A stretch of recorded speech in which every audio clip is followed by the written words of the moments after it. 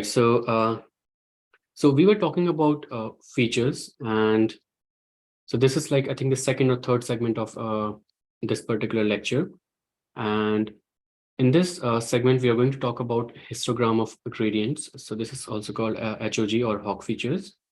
And this is, I will say, like a very simple algorithm. It gives you like very powerful features, which still I think if you try to use it for like some simpler problems, it will give you very good performance, very competitive performance. And of course, I mean, you can't compare this with like the features you're going to learn using deep learning. We'll jump into that in a later lecture as well.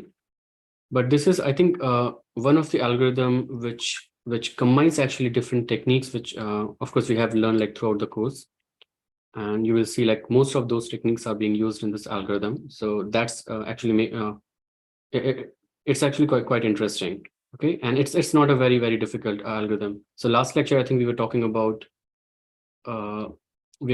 key points, right? So that, as I said, was the most complex lecture, and this you will find like lot easier. Okay, so let's do a quick recap and try to understand what these HOG features are based off.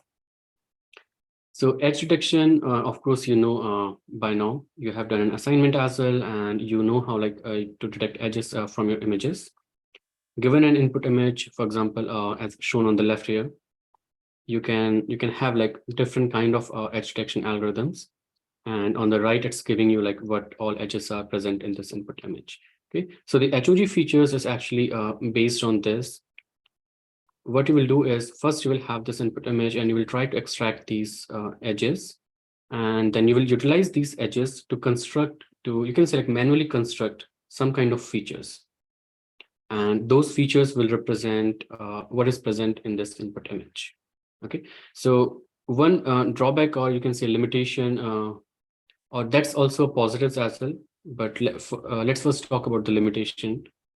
Now, given this image, if you extract these edges, now if you think about this, like whatever color information was present in this image, that's completely lost because we are only looking at edges.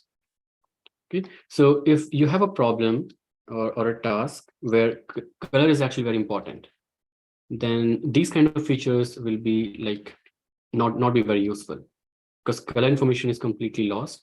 And again, HOG features are based on these edges, which means that they are not capturing color information at all. Okay, so that's, you can say like a kind of a drawback as well, or a limitation, but it could be beneficial as well for some scenarios. And those scenarios could be, let me give you like a very concrete example.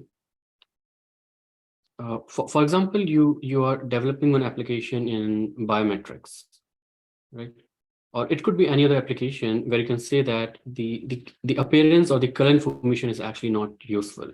Okay, so biometrics is one, and then you can say maybe action recognition is one, right? So for example, you are doing human action recognition, and the goal is, given a video, or let's say given an image, there is some kind of pose present in this in that image, right?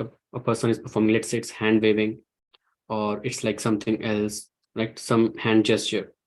So you can think about like if it's, let's say, gesture recognition, then color plays no role there, right? It's just like what's the orientation of your fingers or your hand.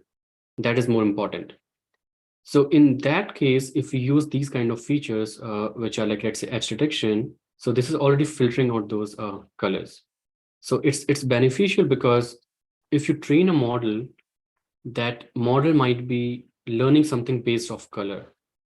Okay, so that you can also say is kind of a color biasness or something like that, right? So if you do this like explicitly, you ignore all the colors, then it makes easier for your model to actually learn from such kind of data. Okay, so in that sense, these kind of features can be beneficial as well.